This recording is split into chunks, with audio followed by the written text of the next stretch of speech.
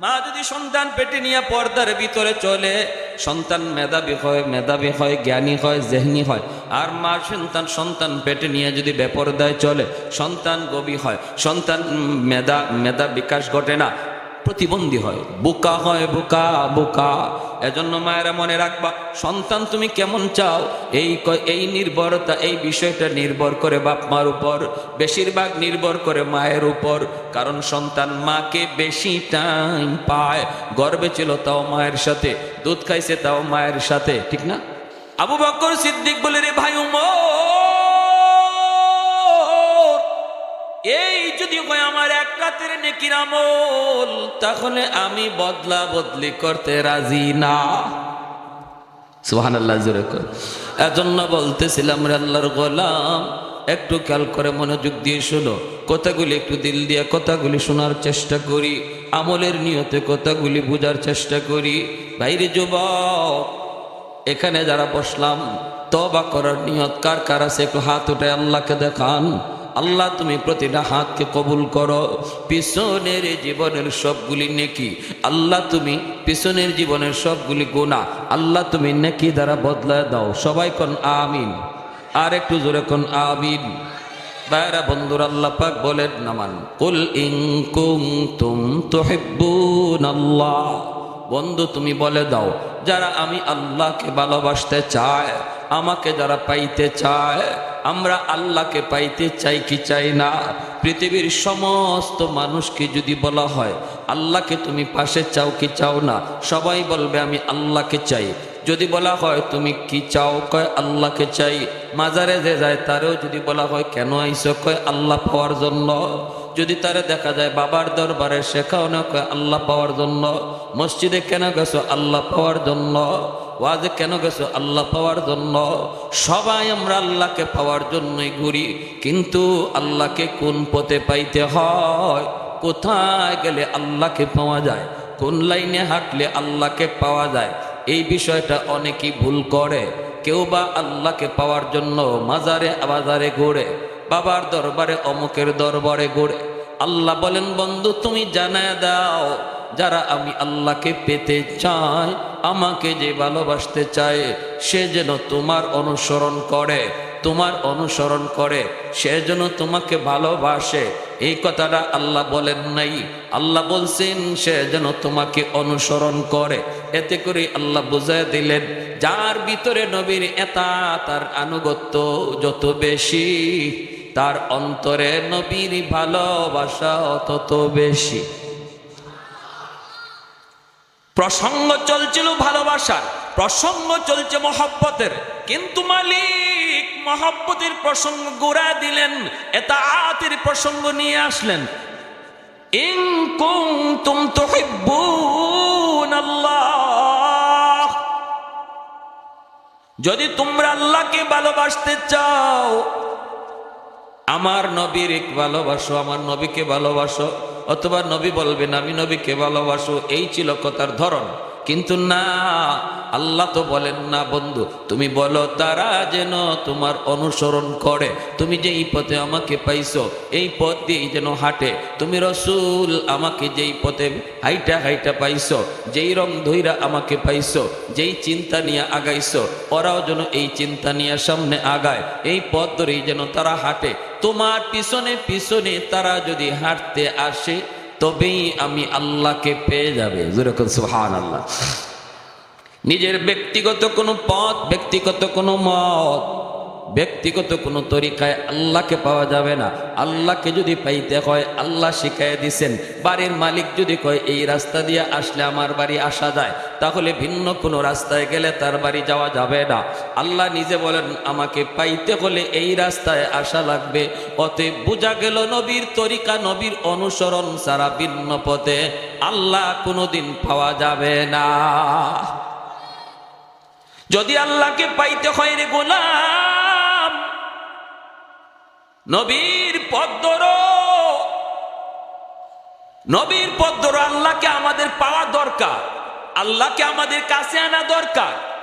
কারণ আল্লাহ যদি আমাদের কাছে চলে আয়, আমরা যদি আল্লাহকে পেয়ে যাই, তাহলে আমার জীবনের যত সমস্যা, ব্যক্তি জীবনের সমস্যা, ঘরের সমস্যা, সমাজের সমস্যা, রাষ্ট্রের সমস্যা, আন্তর্জাতিক সমস্যা, যতগুলি সমস্যা, ওয়ালা তাকিনু ওয়ালা তাহজানু ওয়া আনতুমুল আলাউন ইন কুনতুম মুমিনিন।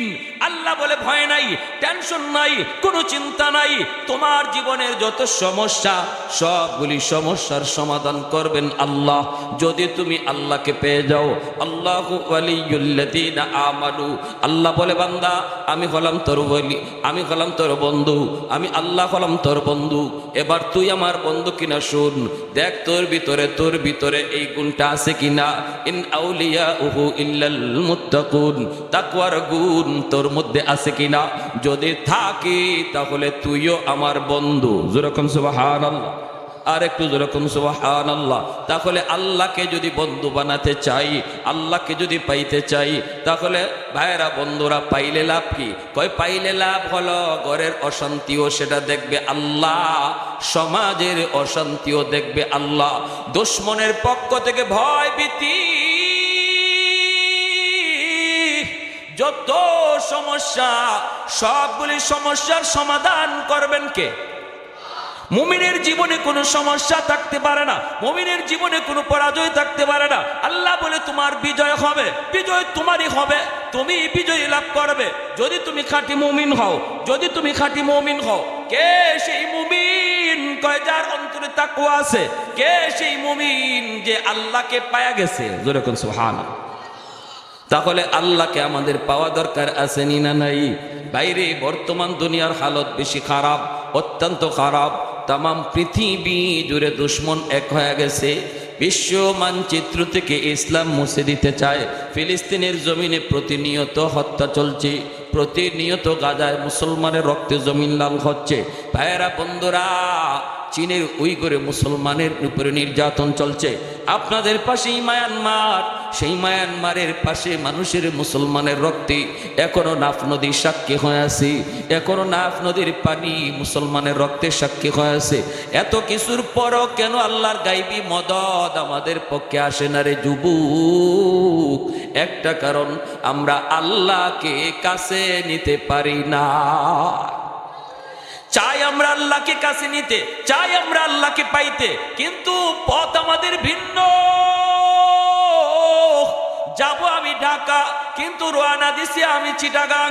যাবো আমি ঢাকা, রওনা দিছি সিলেট। যাবো আমি অমুক ডান দিকে, গাড়িতে উঠছি বাম দিকে, নিয়ত আমার ডান দিকে যাওয়া, গাড়িতে উঠছি বাম দিকের গাড়িতে। জীবনেও কোনোদিন ডান দিকে যাওয়া হবে না, যতই নিয়ত থাকুক দিলের ভিতরে, তবুও কোনোদিন ডান দিকে গন্তব্যে যাওয়া হবে না, কারণ আমি গাড়ি ভুল করেছি। আওয়াজ দেয়া বলো ঠিক না? গাড়ি যদি ভুল করে রে যুবক, উদ্দেশ্য তোমার যত ভালো থাকুক, কোনো দিন তুমি গন্তব্যে পৌঁছবা না। উদ্দেশ্য আমার আল্লাহকে পাওয়া, কিন্তু আমি গাড়ি যদি ভুল করি আল্লাহকে পাওয়া যাবে না। কয় আমার রাস্তা হলো একটাই, সেটা হলো আমার নবীর তরিকা, নবীর সুন্নত, নবীর এতাআত। আমার নবী যেই পথে হাইটা আল্লাহকে পাইছেন, আমাকে আপনাকে ওই পথেই আল্লাহকে পাইতে হবে। কুল ইন কুনতুম তুহিব্বুনাল্লাহ ফাত্তাবিউনি ইউহিব্বুকুমুল্লাহ। এইবার আল্লাহ পাক রব্বুল আলামিন বলে, ও বন্ধু তুমি জানায়া দাও, আমি আল্লাহকে যারা ভালোবাসতে চায় তারা যেন তোমার অনুসরণ করে। তোমার অনুসরণ যদি করে তাহলেই আমি আল্লাহকে পেয়ে যাবে, বা আমি আল্লাহকে ভালোবাসা হয়ে যাবে। বিষয়টা আল্লাহ এমনে বলেন নাই, আল্লাহ পাক এখানেও কথা ঘুরায় ফেলছেন। পরের কথাটা ছিল এমন, যারা আমি আল্লাহকে পাইতে চায় তারা যেন তোমার পথে হাঁটে, তাহলেই আমাকে পেয়ে যাবে। না না, আল্লাহ এইভাবে বলেন নাই। যারা আমাকে পেতে চায় তারা যদি তোমার পথ ধরে হাঁটে, আমাকে পাওয়া লাগবে না। যদি তোমার পথ ধরে বান্দা হাঁটতে থাকি, তাহলে আমি আল্লাহ বললাম আমাকে তালাশ করা লাগবে না, বরং আমি আল্লাহ নিজেই তারে তালাশ করে বের করব। ইউহিব্বুকুমুল্লাহ ইউহিব্বুকুমুল্লাহ, আমি আল্লাহ তারে ভালোবাসবো। যেরকম সুবহান, সে আমারে ভালোবাসবে না। যারা আমাকে ভালোবাসতে চায় যদি তোমার অনুসরণ করে তাহলে আমাকে আমার ভালোবাসা পেয়ে যাবে, বিষয়টা এমন না। আল্লাহ কন না, যদি তোমার অনুসরণ করে আমি আল্লাহ তাদেরকে ভালোবাসবো, তার মানে আমি আল্লাহ তাদেরকে খুঁজে বের করে নিব, আমি তাদেরকে আমার রহমতের কুলে টেনে নিব। কারণ তোমার পথ ধরে যখন আমার বান্দা হাঁটতে শুরু করবে, এই পথটা তো সাধারণ কোনো পথ নয়। এই পথ ধরে হাঁটতে গেলে বান্দা যখন হাঁটে, আমি তার উপরে এত খুশি হয়ে যাই। এই পথে হাঁটতে গেলে কখনো পড়ে যাবে, এই পথে হাঁটতে গেলে কখনো হুচট খাবে, এই পথে হাঁটতে গেলে কখনো জেল হবে, এই পথে হাঁটতে গেলে কখনো জুলুম হবে, ঠিক কিনা? এই পথে হাঁটতে গেলে কখনো শয়তান পিছনে ধরবে, এই পথে হাঁটতে গেলে কখনো মাটিতে পড়ে যাবে। বান্দা, যখনই তুমি আমাকে পাওয়ার জন্য আমার নবীর পথ ধরে হাঁটবা, তখন আমি তোমাকে আগায়া কুলে তুলে নিব। যেইভাবে দেখবেন ছোট্ট বাচ্চাটা যখন হাঁটা শিখি, মা বাবা সামন থেকে তারে ডাক দেয়, বাবা এই দিকে আসো, এই দিকে আসো, এই দিকে আসো, এই বলে কই এই যে আব্বু, এই যে আম্মু, একটু সামনে আগাও। ছেলেরে হাঁটা শিখাইতেছে, বাচ্চাটারে মা হাঁটা শিখাইতেছে। বাচ্চাটা এক কদম দুই কদম যেই দেয়, মা ভালো করে জানে বাচ্চাটা 2 কদমের বেশি পারবে না, 3 কদমের বেশি পারবে না। মা তখন দৌড় দিয়ে গিয়া, যখনই দেখে বাচ্চা পড়ে যায়, দৌড় দিয়ে গিয়া কুলে তুলায় কয়, এই যে আম্মুরে ধরে ফেলেছো। না না, আম্মুকে ধরে নাই, বরং আম্মু আইসা ধরছে, ঠিক না? আম্মু আইয়া ধরছে। আল্লাহ কই, বান্দা, আমি আল্লাহকে পাওয়ার জন্য যখন আমার হাবিবের তরিকা দইরা তুমি সামনে আগাও, আমি আল্লাহ তখন রহমতের কুল লইয়া তোমার কাছে আগায়া যাই, আমি তোমাকে কুলে তুলে নেই। আর ওই অবস্থায় যদি তুমি পড়ে যাও, যদি তোমার গায়ে কোনো ধুলাবালি লাগে, মা যেমন ঝাড়া দিয়ে ধুলাবালি পুইসা দেয়, মা যেমন ঝাড়া দিয়ে ধুলাবালিটা মুইসা দেয়, পরিষ্কার করে দেয়, আল্লাহ বলেন ওয়ায়াগফির লাকুম যুনুবাকুম। মহব্বতের প্রসঙ্গে কেন এখানে আবার গুনাহ মাফের কথা আসলো আল্লাহ বুঝাইলেন। হাকিমুল উম্মত তানবী রাহমাতুল্লাহি আলাইহি এত সুন্দর মিসাল দিয়ে বুঝাইছেন, মা যেমন গায়ের ধুলাবালিগুলি মুইসা দিয়া সান্ত্বনা দেয়, আল্লাহ পাক কয়, বান্দারে আমার হাবিবের পথে চলতে যায় তোমার যেই সমস্ত উদ্ভুল ত্রুটি হয়ে গেছে, তোমার জীবনে যেই সমস্ত কিছু ময়লা লাগছে, মা যেমন ঝাড়া দিয়া ধুলা মুইসা দেয়, আমি আল্লাহ তোমার জীবনের গুনাহগুলি ঝাড়া দিয়া মুছে দেব। ওয়ায়াগফির লাকুম যুনুবাকুম ওয়াল্লাহু গফুরুর রহিম। সাহাবায়ে কেরাম রাদিয়াল্লাহু তাআলা আনহুম এইভাবেই তাদের জীবন গড়ছেন। তারা দাঁড়ানো বুঝতেন না, হাঁটা বুঝতেন না, বসা বুঝতেন না। তারা এইভাবে, ভাইয়েরা বন্ধুরা, ঘুম বুঝতেন না, দিন বুঝতেন না, রাত বুঝতেন না। তারা একটাই শুধু বুঝতেন, আমার জীবনের বিকল নমুনা কেমনে নবীর মতো হয়ে যায়। আমার নামাজের কিবলা হবে খানায়ে কাবা, কিন্তু মুসলমানের জীবনের কিবলা হবে মুহাম্মাদুর রাসূলুল্লাহ সাল্লাল্লাহু আলাইহি ওয়াসাল্লাম। নামাজের কিবলা খানায়ে কাবা, জীবনের কিবলা হবে মুহাম্মাদুর রাসূলুল্লাহ। চুলটা তুমি কেমনে রাখবারে যুবক, নবীর মতো রাখো। চেহারাটা কেমনে ধরাইবা, নমুনা কেমনে নবীর মতো। পোশাকটা তোমার কেমনে নবীর মতো। যখনই তোমার অবিকল নমুনাটা আল্লাহ পাক নবীর রঙে দেখবে, তখনই আল্লাহ পাক তোমাকে সাধারণ বন্ধু বানায় নিবে। কারণ নবী হলেন আল্লাহর ঘনিষ্ঠ বন্ধু। এই ঘনিষ্ঠ বন্ধুর নমুনা আল্লাহ যার ভিতরে যত পায়, আল্লাহ তারে তত সাধারণ বন্ধু বানায়, ঠিক না? সাহাবায়ে কেরাম রাদিয়াল্লাহু তাআলা আনহুম আল্লাহ নবীর আদেশ পাইছেন এখানে যাইতে হবে। জীবন থাকবে কি যাবে এমন কোন পরোয়া ছিল না। দ্রুত সেখানে হাজির। মুতার যুদ্ধ মায়ার নবী বলেন, 3 জন সেনাপতির নাম আমি নবী ঘোষণা করলাম। 1 নম্বর হলো যায়েদ ইবনে হারেসা, 2 নম্বর হলো জাফর ইবনে আবি তালিব, 3 নম্বর হলো আব্দুল্লাহ ইবনে রাওয়াহা। নবী বলেন, এই 3 জন সেনাপতির নাম আমি নবী ঘোষণা করলাম। আজকের যুদ্ধে দুশমন হবে 2 লক্ষ। নবী বলেন, আজকের যুদ্ধে দুশমন হলো 2 লক্ষ, কিন্তু আমার মুজাহিদ বাহিনী মাত্র 3000। 3000 সাহাবী যুদ্ধ করবেন 2 লক্ষ দুশমনের মোকাবেলায়। আল্লাহু আকবার জোরে বলেন, আর একটু জোরে করুন আল্লাহু আকবার। তাহলে বোঝা গেল মুসলমান অস্ত্র বলে যুদ্ধ করে না, শক্তি বলেও যুদ্ধ করে না। মুসলমানের মূল পাওয়ার হলো আল্লাহর গাইবী মদদ।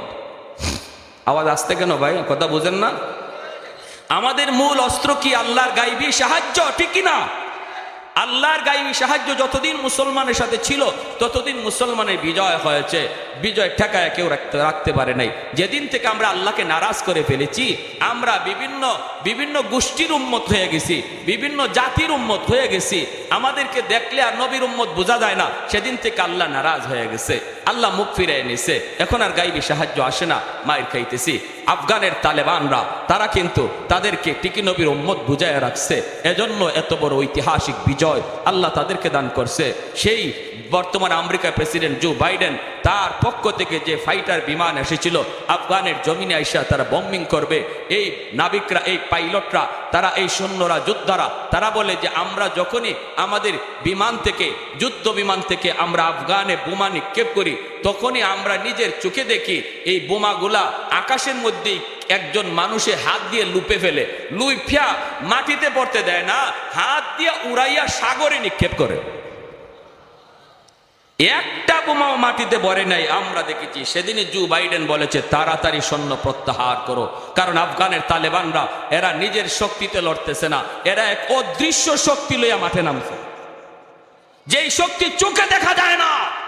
এটাই হলো আমাদের পাওয়ার, ঠিক কিনা জোরে বলেন? বদরের ময়দান থেকে ইবলিস পালায়, আবু জেহেল কয় কই যাস, আমার যুদ্ধে আইলে তুই যাস কোথায়? ইবলিস কয় আমি যা দেখি তুই এটা দেখোস না, আমি যা দেখতেছি এটা তুই দেখো না, আমি যা দেখি এটা যদি তুই দেখতি তাহলে তুইও ভাবতি। জিবরাইল আমিন ফেরেশতাদের কমান্ডার, 1000, 3000, 5000 পরম্পরায় আল্লাহ ফেরেশতা পাঠাইছেন বদরে। জিবরাইল নিজে যুদ্ধের ময়দানে ছিলেন কমান্ডার হইয়া। নবীজির আপন চাচা হযরত আব্বাস রাদিয়াল্লাহু তাআলা আনহু, ইনি বদরের যুদ্ধে নবীজির হাতে বন্দী। বদরের যুদ্ধ বাপ বেটার যুদ্ধ, বদরের যুদ্ধ আপন ভাই ভাইয়ের যুদ্ধ, বদরের যুদ্ধ আপন চাচা ভাতিজার যুদ্ধ। আমার নবী একদিকে, নবীর আপন চাচা হযরত আব্বাস রাদিয়াল্লাহু তাআলা আনহু, যিনি পরে কালেমা পরে মুসলমান হয়েছেন, নবীর বিরুদ্ধে ছিলেন, আবু জাহেলের পক্ষে ছিলেন। দুই ভাই দুই দিকে দুই পতাকা নিয়ে দাঁড়ানো, একজন ইসলামের পক্ষের পতাকা, আর একজন কাফিরদের পক্ষের পতাকা। দুজন আপন এক মায়ের গর্ভের সন্তান। আবু বকর সিদ্দিক রাদিয়াল্লাহু তাআলা আনহু বদরে নবীর পক্ষে, ওনার কলিজার টুকরা সন্তান আবু জাহেলের পক্ষে। কেমন যুদ্ধটা ছিল বদরের যুদ্ধ, হ্যাঁ? হযরত আব্বাস রাদিয়াল্লাহু তাআলা আনহু ইনি যখন বন্দী করে নিয়ে আসতেন, ওনারা ধরে নিয়ে আসতেন হযরত আব্দুল্লাহ ইবনে মাসউদ রাদিয়াল্লাহু তাআলা আনহু। আব্দুল্লাহ ইবনে মাসউদ রাদিয়াল্লাহু তাআলা আনহু আনছেন, আর নবীকে নবীর চাচা বলতেছেন, বাতিজা তোমারও কি বিশ্বাস হয় তোমার এই সাহাবী আব্দুল্লাহ ইবনে মাসউদ আমারে বন্দী করে এনেছে? নবী বলেন, চাচা দেখতেছি তো তাই, কিন্তু বিশ্বাস তো হয় না, কারণ আপনার মতো চাচা আপনারে আমি চিনি, আমার আব্দুল্লাহ আপনারে বন্দি করে লই আইব, আমারও তো বিশ্বাস করতে কষ্ট হইতেছে, কিন্তু দেখতেছি তো তাই, ঘটনা কি? তখনই চাচা বলতেছে, না ভাতিজা, আমারে আব্দুল্লাহ মূলত গ্রেফতার করে নাই, আব্দুল্লাহ একটা আব্দুল্লাহর পিছনে যে ছিল তারে তোমরা দেখো নাই, আমি দেখেছি। নবী বলেন, সে কে? তখনই জিবরাইল আমিন আবু জাহেলের কল্লার সামনে বৈশা বৈশা মুস্কি হাসতেছিলেন। ইমাম বুখারী রাহমাতুল্লাহি আলাইহি জিলদে সানি কিতাবুল মাগাজির মধ্যে এভাবে উল্লেখ করেছেন। ওই অবস্থায় তিনি বলতেছেন, ওই যে লোকটা উনি কে? মায়ার নবী বলেন, চাচা ইনি নূরের তৈরি ফেরেশতা জিবরাইল আমিন, বলে উনি আমাকে মূল গ্রেফতারকারী। সুবহানাল্লাহ, জোরে কোন প্যারে হাজিরিন। এজন্য আমরা সেই জাতি, আজ আমরা সেটা ভুলে গেছি। আমরা আজকে আসবাবের পিছনে দৌড়াইতেছি। আসবাব লাগবে, ফালাই দিতে বলি না, কিন্তু মূল বিষয় এটা নয়। মূল বিষয়টা ছিল আমাদের আল্লাহকে পাশে রাখা। আমার পাশে ভারত, আমেরিকা, রাশিয়া, চীন না লন্ডন, এটা বড় প্রশ্ন নয়। আমার সবচেয়ে বড় কথা ছিল আমার সাথে আমার আল্লাহ আসেনি না নাই। দেখো, প্রতিটা মুসলমান যখন এই চিন্তা করবে আল্লাহকে পাশে রাখো, তখনই আল্লাহ বলে, বান্দা তোর আর কিছু করা লাগবে না, মাত্র খালি দাঁড়ায় থাকবি, মারমু তো আমি, ওমা রামাইতা ইদ রামাইতা ওয়ালাকিন্নাল্লাহ রামা। আল্লাহকে বন্ধু, বদরে তুমি মারো নাই, মারছি আমি আল্লাহ। সুবহানাল্লাহ, জোরে কোন। নতুবা আরাকানের অবস্থা বাংলার মাটিতে হবে যদি এখনো পরিবর্তন না হয়। ফিলিস্তিনে হালত বাংলায় হবে, কাশ্মীরে হালত বাংলায় হবে। দুশমন তলোয়ার ধারাইতেছে তোমাকে আমাকে জবাই করার জন্য, চোখের সামনে বাবাকে হত্যা করার জন্য ওরা তলোয়ার ধারাইতেছে, আর আমরা ঘুমায় রয়েছি। ঘুম থেকে তাড়াতাড়ি জাগো। আজকে চতুর্মুখী ষড়যন্ত্র, ইসলাম নিয়া মুসলমান নিয়া। তাড়াতাড়ি করে ইহুদিদের রং ছাড়ো, ইহুদিদের কালচার ছাড়ো, নিজের রংটারে মদিনাওয়ালার রং বানাও, আল্লাহকে পাশে আনো। নতুবা আমাদের সামনের দিন অনেক খারাপ, অন্ধকার আসতেছে। দুশ্মন যত পাওয়ারফুল অস্ত্র বানাও, এদিকে নজরই দিও না। কে রাসায়নিক বোমা, কে অ্যাটম বোমা, কে পারমাণবিক বোমা, সব ছাতু, কোনো লাভ নাই যদি আল্লাহ আমার সাথে থাকে। ঠিক কিনা জোরে কোন? মুহূর্তের ভিতরে পারমাণবিক বোমারে আল্লাহ পাক ছাতু বানায় দিবে। সুই কুজ্জা পাইব না, কোন দিকে টিপ দিব। আল্লাহ এটা পারেনি না পারে না? হ্যাঁ, যারা বন্দী হয়েছিল 70 জন বদরে, কয় তোমরা কেমনে বন্দী হইল? কিতা বন্দী হইতাম, খালি নিয়ত করছি মুসলমানের দিকে তীর মারবো, এমনি দিকে আমার পিছন দিক দিয়ে একজনে আমার গর্দানের মধ্যে তলোয়ার দইরা কয়, চোপ, তীরটার নামায় ফেল, নাইলে কল্লা আলাদা করে ফেলবো। খালি নিয়ত করছি তলোয়ার চালাইমু, এমনি দিকে আসমান থেকে গোড়ার উপরে সোয়ার হইয়া সাদা পোশাক, সাদা জুব্বা আমার সামনে খাড়াইয়াই আমার বুকের দিকে তীর ধরছে।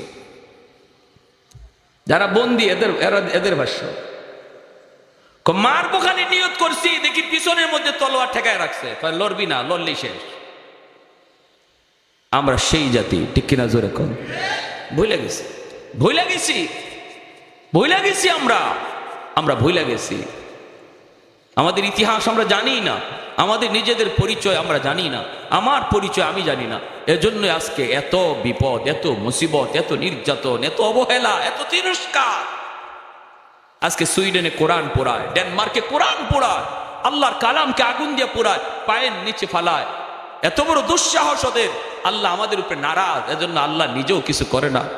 যদি আমরা আল্লাহকে পাশে রাখতাম, চোখের এক ফোঁটা পানি ফালাইতে হতো না, শুধু আল্লাহ আমার চোখের দিকে দেখতেন, আমি কি চাই আল্লাহ তাই করতেন, আল্লাহ তাই করতেন।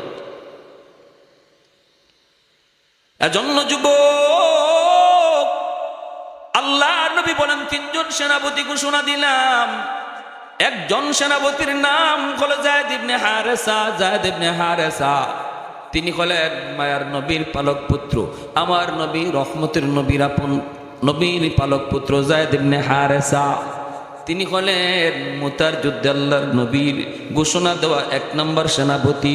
2 নম্বর সেনাপতি হলেন জাফর ইবনে আবি তালিব। 3 নম্বর সেনাপতি আব্দুল্লাহ ইবনে রাওয়াহা। নবী বলেন আজকের যুদ্ধ মুসলমানের জীবনের একটা ঐতিহাসিক যুদ্ধ। এই যুদ্ধে প্রথম সেনাপতি যায়েদ, আমার কলিজার টুকরা সন্তান যায়েদ ইবনে হারেসা যদি শহীদ হয়ে যায়, সেনাপতি হবে আব্দুল্লাহ ইবনে রাওয়াহা। আব্দুল্লাহ যদি শহীদ হয়ে যায়, সেনাপতি হবে, নবী বলেন 2 নম্বর সেনাপতি জাফর ইবনে আবি তালিব। জাফর যদি শহীদ হয়ে যায়, সেনাপতি হবে আব্দুল্লাহ ইবনে রাওয়াহা।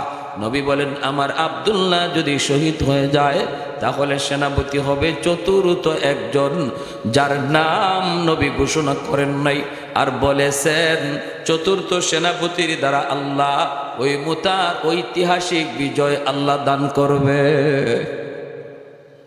কিন্তু প্রথম 3 জন সেনাপতির নামের শেষে নবী শহীদ শব্দ লাগাইছেন। এতে করে সাহাবায়ে কেরাম সবাই বুঝে গেছেন এই যুদ্ধে 3 জন শহীদ হয়ে যাবেন, এবং যে 3 জনের নাম ঘোষণা করছেন এই 3 জনও বুঝে গেছেন যে এই যুদ্ধই তাদের জীবনের শেষ যুদ্ধ, এখান থেকে তারা জীবিত ফিরবেন না। কারণ মায়ার নবী যেই যুদ্ধে প্রথম সেনাপতি শহীদ হয়, দ্বিতীয় সেনাপতির নাম ঘোষণা করেন, প্রথম 2 জন শহীদ হলে 3 নম্বর সেনাপতির নাম ঘোষণা করেন। এইভাবে আল্লাহ নবী যেহেতু চতুর্থ নম্বর সেনাপতি বলছেন এই যুদ্ধে একজন হবে, তাহলে বোঝা গেল প্রথম 3 জন শহীদ হয়ে যাবে আর চতুর্থ জন জীবিত থাকবে। আল্লাহ নবী চতুর্থ জনের পরে আর কোনো সেনাপতির নাম বলেন নাই, তাহলে বোঝা গেল ইনিই জীবিত থাকবে আর ইনার দ্বারা বিজয় আসবে। আগের 3 জন শহীদ তাদের নামের শেষে শহীদও লাগাইছেন, ইশারা পাইছেন কার কাছ থেকে? আরেকটু জোরে আমার ভাইয়েরা, বন্ধুরা, যুবক, যেই মাত্র আল্লাহর নবী এই ঘোষণা আসলো, প্রথম সেনাপতি যায়েদ ইবনে হারেসা তিনি কে? আমার নবীর কলিজার টুকরা সন্তান যায়েদ ইবনে হারেসা, তিনি প্রথম সেনাপতি। এ যুবক, খেয়াল করে শোনো, আজকের নেতাদের হালত। আজকে আমার দেশের নেতারা নিজের সন্তানদের লন্ডন, আমেরিকা, ইটালি পড়ায়, আর আমার আপনার পোলারে যুদ্ধে নামায়। ঠিক না? ঠিক না? আমার আপনার পোলার হাতে অস্ত্র দিয়া যুদ্ধে নামায়, নিজের পোলারে আমেরিকায় লেখাপড়া করায়। কিন্তু মায়ার নবী, দয়ার নবী, রহমতের নবী, এই ঐতিহাসিক মুতার যুদ্ধে নবী 1 নম্বর সেনাপতি বানাইছেন নিজের কলিজার টুকরা সন্তান যায়েদ ইবনে হারেসা।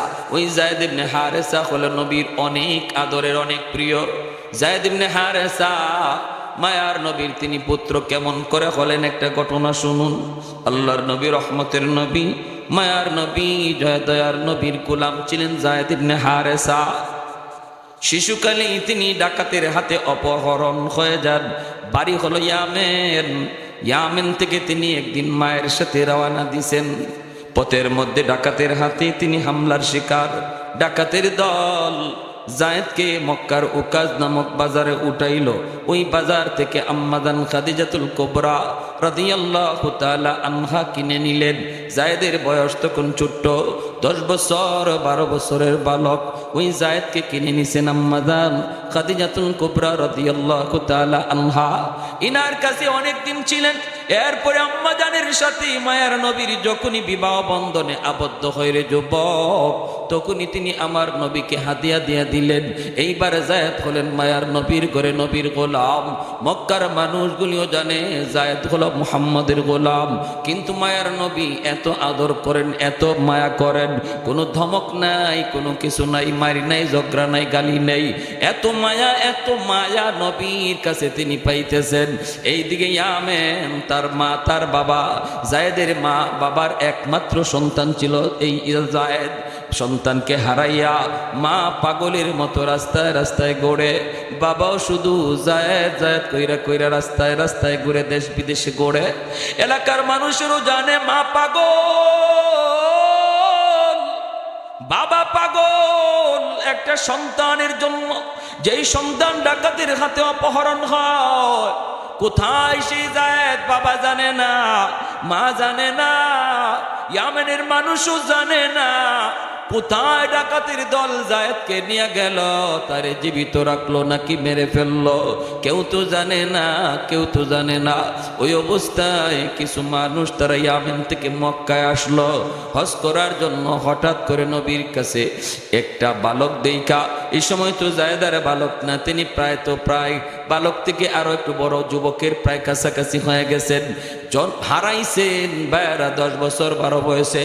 এরপরে আবার হারানোর পরে আরো 10 বছর চলে গেল, 20-22 বছর হয়ে গেল। ওই অবস্থায় যায়েদের চেহারাটা দেখা ইয়ামিনের মানুষগুলি তারা চিনে ফেলেছে, কিছুরা চিনে ফেলেছে। এরে দেখ দেখ মুহাম্মদের গোলাম যে পিছনে পিছনে ঘুরে, মানুষের কাছ থেকে জানলাম এর নাম নাকি যায়েদ। এই কথাটা শোনার পর ইয়ামেনের মানুষগুলি ইয়ামেন চলে গেল। যায়েদের বাবাকে বলল, ও যায়েদের বাপ, আমরা যায়েদের সন্ধান পেয়েছি, মক্কায় মুহাম্মদের কাছে দেখেছি। যদি তুমি মুহাম্মদের কাছ থেকে যায়েদকে আনতে চাও, তোমরা সহজে আনতে পারবা রে। কারণ মুহাম্মদের দিল বড় নরম, অতি নরম দিলের, মহান দিলের একজন মানুষ। যাও তুমি কিছু পয়সা করে নিয়া, স্বর্ণ অলংকার নিয়ে তুমি যাও। ভাইরা বন্ধুরা, যায়েদের বাবা যায়েদের এক চাচাকে সাথে নিয়া মক্কায় চলে আসলেন। আল্লাহর নবীর কাছে এসে সাক্ষাৎ করলেন। নবীর কাছে পরিচয় দিয়ে বলেন, নবী গো, আমি ইয়ামিন থেকে এসেছি গো নবী, আমি হলাম যায়েদের বাবা। আল্লাহ নবী বলে, কোন যায়েদ? বলে, আপনার ঘরে যে যায়েদ আছে সেই যায়েদের বাবা। এই যায়েদের বাড়ি ইয়ামেন। শিশুকালে ডাকাতের হাতে অপহরণ হয়। এরপরে আমার যায়েদ কোথায় কেউ জানি না, কেউ জানি না। তার মা পাগল। আজও তার মা সুস্থ না গো নবী। পয়সা যা লাগে আপনি নিয়ে আনেন, আমার বাচ্চাটারে দেন। আল্লাহর নবী, রহমতের নবীর চোখ থেকে পানি চলে আসলো। নবী বলেন, যায়েদের বাপ, যদি যায়েদ তোমার সন্তান হয়, তাহলে আমাকে পয়সা দেওয়া লাগবে না, বদলা দেওয়া লাগবে না। যদি আমার জায়েদ যেতে চায় আমি মুহাম্মদ খুশি মনে জায়েদকে বিদায় দিব, কারণ আমি মুহাম্মদ ইয়েতিম, জন্মের আগেই বাবা হারাইছি। বাবার আদর কেমন, আব্বু ডাকের ভিতরে কত মজা আমি নবী তা জানি না রে। অতএব যাও, জায়েদ যদি বাপ মার কাছে যেতে চায় আমার কোনো বাধা নাই। নবী ডাক দিলেন জায়েদ। পাশের রুম থেকে জায়েদ ইবনে হারেসা তিনি আসলেন। আইসেই তিনি দেখেই চিনে ফেলেছেন বাবারে, দেখেই চিনে ফেলেছেন চাচাকে। নবী বলেন জায়েদ তুমি কি চিনছ? জায়েদ ইবনে হারেসা বলে নবী গো চিনছি, ইনি আমার আব্বা, ইনি আমার চাচা। এই বইলা দৌড় দিয়া গিয়া বাবা সন্তানকে বুকে জড়ায় নেয়, চুমুকায়, গালে চুমুকায়, অশ্রু জোরে সন্তান কাঁদে, বাবাও কান্দে। হারানো সন্তান মা ফিরে পাওয়ার পর একই অনুভূতিটা হয় শুধু ওই বাপ মা জানে, পৃথিবীর আর কেউ জানে না রে গোলাম।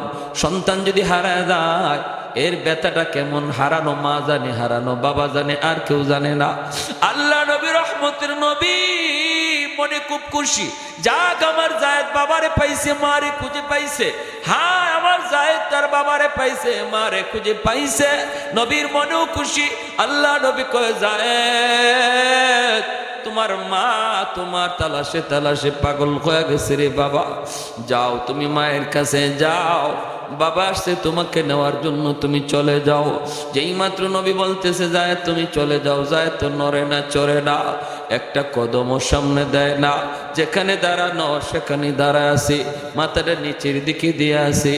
ওই অবস্থা আল্লাহর নবী কয় জায়েদ তুমি কি তোমার বাপ মার কাছে যেতে চাও না?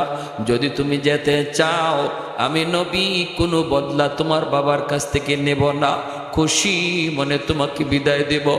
আর যদি আমি নবীর সাথে তুমি থাকতে চাও আমি খুশি মনে আমার কুলে তুলে নিব। সিদ্ধান্ত চলে আসলো জায়েদ ইবনে হারেসার কাছে, বাপ মার কাছে যাবে নাকি নবীর কাছে থাকবে। এইবার জায়েদ মাথার নিচের দিকে দিয়ে টপ টপ করে চোখ থেকে অশ্রু ঝরে আর কান্দে আর কই মায়ার নবী গো, এতদিন যাবত আমি বাপ মা থেকে বহু দূরে, কিন্তু আপনার কাছে আসার পর আমার যে বাবা নাই আমার যে মা নাই এই কথা আমি ভুইলা গেছি। কারণ বাবার আদর মায়ের আদর যা আছে গো নবী আমি পুরাটাই আপনার কাছে পাইছি। আমার যে বাবা নাই মা নাই আমি কখনো আমার মনে পড়ে না, মনে হয় না মানুষের ভিতরে যে এত দরদ, এত মায়া, এত মহব্বত, নবী গো আপনার কাছে না আসলে আমি বুঝতাম না। ডাকাতদের হাতে থাকা অবস্থায় আমি মনে করতাম মানুষের চেয়ে জঘন্য আর কেউ নাই, হায়ওয়ানের চেয়েও মানুষ বেশি নিকৃষ্ট। কিন্তু নবী গো আপনার কাছে আসার পর আমি বুঝলাম মানুষ ফেরেশতার চেয়েও অনেক ভালো। ওগো নবীজি আমি সিদ্ধান্ত নিয়েছি আমি আমার বাকি জীবন আপনার কদম জড়ায় থাকতে চাই। এই কথা বলতেই জায়েদের বাবা দৌড় দিয়া ইয়া জায়েদের বুকে জড়ায় কয় বাবা তুই কি কইলি রে, তোর মা তোর জন্য পাগল। কি কইলি বাবা, মায়ের কাছে বুঝি যাবি না? কই বাবা তুমি বিশ্বাস করো বাবা, তুমি কি তোমার সন্তানের শান্তি চাও না, আরাম চাও না? বাবা তুমি বলো না আমি ছেলে হইয়া কেমনে বাপ মাথায় কেন নবীর কাছে থাকতে চাই, বাপ মা সাইরা নবীর কাছে থাকতে চাই। কেমন মায়াটা পাইছি তখনই বাবাও বুঝে ফেলেছে সন্তানের কপালে চুমু খায়, সন্তানের কপালে চুমু খায় আর বলে বাজান রে আমার বুঝতে বাকি নাই মায়ার নবীর দরবারে তুমি কত আরামে আছো, কত শান্তিতে আছো। ঠিক আছে বাবা আমি বাবাও মেনে নিলাম, আজ থেকে তুমি নবীর দরবারেই থাকো, আমরা মা বাবা মাঝে মাঝে ইয়ামেন থেকে তোমাকে এসে দেখে যাব। এই জায়েদ ইবনে হারেসা মুতার যুদ্ধের 1 নম্বর সেনাপতি। আল্লাহ নবী কই জায়েদ যাও বিদায় নিয়ে আসো, যায়েদ ইবনে হারেসা তিনি নবীর কাছ থেকে বিদায় নিলেন। আমার নবী নিশ্চিত জানেন এই যুদ্ধে যায়েদ শহীদ হয়ে যাবে। এরপরেও নবীজি বিদায় দিতেছেন আর বলতেছেন, যায়েদ তোমার সন্তান উসামার কাছ থেকে বিদায় নিয়ে যাও। উসামার কাছে গেলেন, উসামার বয়স তখন 10 বছর। যায়েদ উসামার কাছে গিয়া চোখের পানি জড়ায় কয়, বাজান বাজান, দুনিয়াতে আমার তুমি আর নবী ছাড়া কেউ নাই রে বাবা। বাবা আমি যুদ্ধে যাইতেছি, হয়তো এই যুদ্ধ থেকে বাবা ফিরব না। তুমি যদি কোনো দিন বড় হইয়া বাবার কথা ইয়াদ করো, শাম সিরিয়ার রাস্তার কিনারায় বাবার কবর তুমি খুঁজে নিও। সাহাবায়ে কেরাম নিজেদের কবর বানাইছেন চীনে, আফ্রিকায়, পৃথিবীর দেশ দেশান্তরে যার যার কবর বানায় নিয়েছেন। 1.5 লক্ষ সাহাবায়ে কেরাম মদিনায়, আমার নবী মক্কায় সেই বিদায় হজের বাসনে ছিলেন, কিন্তু কবর মক্কা মদিনায় পাওয়া যায় মাত্র 10,000। 1 লক্ষর উপরে সাহাবী নিজের কবর নিজের গ্রামে নিজের এলাকায় বিবি বাচ্চার কাছে বানাইতে পারেন নাই রে। সন্তান সন্ততি সব রাইখা কবর বানাইছেন দেশ থেকে দেশান্তর, শুধু দিনের দাওয়াতের জন্য। 2 নম্বর সেনাপতি জাফর ইবনে আবি তালিব, নবী কই জাফর বিদায় নিয়ে আসো পরিবারের কাছ থেকে বিদায়। আমার নবীও জানেন শেষ বিদায়, জাফর নিজেও জানে শেষ বিদায়, মদিনার সাহাবীরাও জানে শেষ বিদায়। গেলেন ঘরে, যায় দেখেন বিবি কোরআন তিলাওয়াত করে, পাশেই ছোট্ট 2টা বালক, 4 বছর 6 বছরের 2টা ছেলে আসিল জাফর ইবনে আবি তালিবে। মা কোরআন তেলাওয়াত করে আর 2 ভাই মায়ের পাশে বইসে বইসে কোরআন তেলাওয়াত শুনতেছে। মা যদি কোরআন তেলাওয়াত করে, বেশি বেশি কোরআন তেলাওয়াত করে, সন্তান শুধু কোরআন তেলাওয়াত শিখে তা না, বরং হাফিজে কোরআন হয়। মা যদি সন্তান পেটে রাইখা বেশি বেশি কোরআন তেলাওয়াত করে, সন্তান কোরআনের হাফেজ হয়। মা সন্তান পেটে লইয়া যদি বেশি বেশি গান শুনে, সন্তান বড় হওয়ার পর গানের মাস্টার হয়। মা যদি সন্তান পেটে নিয়ে পর্দার ভিতরে চলে, সন্তান মেধাবী হয়, জ্ঞানী হয়, জেহনি হয়। আর মা সন্তান পেটে নিয়ে যদি বেপরদায় চলে, সন্তান গবী হয়, সন্তান মেধা বিকাশ ঘটে না, প্রতিবন্ধী হয়, বোকা হয়, বোকা। এজন্য মায়েরা মনে রাখবা, সন্তান তুমি কেমন চাও এই নির্ভরতা, এই বিষয়টা নির্ভর করে বাপ মার উপর, বেশিরভাগ নির্ভর করে মায়ের উপর। কারণ সন্তান মাকে বেশি টাইম পায়, গর্ভে ছিল তাও মায়ের সাথে, দুধ খাইছে তাও মায়ের সাথে, ঠিক না? দুধ পান করানোর বয়স মায়ের সাথে, গর্ভে ছিল তাও মায়ের সাথে, এরপরে একটু বড় হয়েছে তাও মাকেই বেশি দেখে, বাবা বেশি টাইম ঘরের বাইরে থাকে। এজন্য মার আসর সন্তানের উপরে বেশি পড়ে। আর নবী বলেন, আলমার আতু রাইয়াতুন আলা বাইতি যাওজিহা ওয়া ওয়ালাদিহি। নবী বলেন, প্রতিটা মহিলাকে আল্লাহ পাক স্বামীর ঘরের হেফাজতের ব্যাপারে জিজ্ঞেস করবে, আর জিজ্ঞেস করবে সন্তানের ব্যাপারে। সন্তানকে তুমি কি শিখাইছো, সন্তানকে তুমি কি দেখাইছো? মা গো, তুমি দুধ পান করানোর সময় যদি কোরআন তেলাওয়াত করো, দুধের সাথে তিলাওয়াত যায় ঢুকবে। আর দুধ পান করানোর সময় যদি নাটক সিনেমা দেখো, দুধের সাথে গান বাজনাও যায় ঢুকবে, ঠিক না? এজন্য ভাইরা বন্ধুরা, জাফর ইবনে আবি তালিব বিবি সাহেব কোরআন তেলাওয়াত করে, 2টা বাচ্চা কোরআন তেলাওয়াত শুনে, ওই অবস্থায় তিনি ঘরের ভিতরে যায় ঢুকলেন। ঢুকেই বিবিকে বলতেছেন, বিবি গো, কোরআন তেলাওয়াত একটু বন্ধ করো গো। যুদ্ধের ময়দানে আজ আমি 2 নম্বর সেনাপতি, নবী ঘোষণা দিয়েছেন, বিদায় দাও, বিদায় দাও, বিদায় দাও। সাথে সাথে 2টা বাচ্চা বাবারে জড়ায় ধরছে। জাফর ইবনে আবি তালিবের বিবি কয়, স্বামী গো, যুদ্ধের ময়দানে যাবেন, অসুবিধা নাই, আমার বাধা নাই, তবে আমি মায়ের নবীর জবানে শুনেছি যুদ্ধে যাবার আগে মুনাজাত করলে আল্লাহর দরবারে মুনাজাত কবুল হয়। আপনি মুনাজাত করবেন না, মুনাজাত করব আমি, আপনি শুধু আমার সাথে আমিন আমিন বলবেন। এমনি জাফর ইবনে আবি তালিবের বিবি তিনি হাত উঠাই দিয়েছেন, জাফরের বিবি হাত উঠাইছেন, জাফর তিনিও হাত উঠাইছেন। ছোট 2টা বাচ্চা তারাও বাপ মার সাথে হাত বাড়ায় দিছে। মাঝে মাঝে ঘরে বাচ্চাদেরকে নিয়ে মুনাজাত করবেন, বিবির নিয়ে মুনাজাত করবেন। বাচ্চাদের হাতের দোয়া আল্লাহর কাছে কবুল হয়, মহিলাদের দোয়া পুরুষের আগে আল্লাহর দরবারে কবুল হয়। সুবহানাল্লাহ কোন ভাইয়েরা বন্ধুরা, মোনাজাত উঠাইছেন, এক নাম্বার দোয়া, আল্লাহ আজকের যুদ্ধে তুমি মুসলমানদেরকে বিজয় দিও। জাফর বলেন আমিন। দুই নম্বর দোয়া করছেন, আল্লাহ আজকের যুদ্ধে তুমি মুসলমানদের সাহস বাড়ায় দিও। জাফর বলেন আমিন। দুটোটা দোয়া কবুল, কারণ ইনি যুদ্ধে যাওয়ার আগে দোয়া কবুল, আমিন কইতেছেন কবুল। তিন নম্বর দোয়াটাই বিবি করতেছে, আল্লাহ আজকের যুদ্ধে আমার স্বামীরে তুমি গাজী বানাইয়া ফিরত দিও, কারণ আমার দুইটা অবুঝ বাচ্চা। আল্লাহ তুমি আমার বাচ্চাগুলার মুখের দিকে তাকাইয়া আমার বাচ্চাগুলিরে এতিম বানায়ো না। আল্লাহ আমার স্বামীরে তুমি জীবিত পৌঁছায় দিও। এই কথাটা বলতেই জাফর হাতটা আস্তে করে ছেড়ে দিলেন, আমিন বললেন না।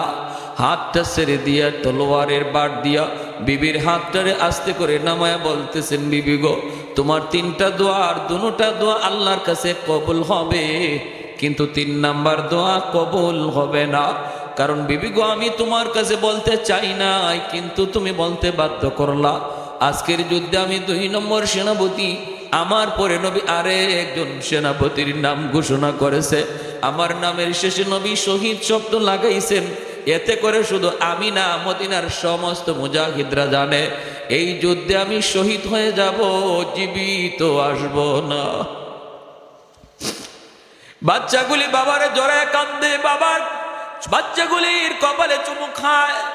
এই মহিলা তিনি বিদায় নিয়ে গেলেন, জীবনের শেষ বিদায়। আর বললেন, বিবি গো আমার বাচ্চাগুলিরে তুমি তোমার কাছে আমানত রেখে গেলাম, দেখে শুনে রাখো, কিয়ামতের ময়দানে জান্নাতে, আল্লাহর তৈরি জান্নাতে দেখা হবে।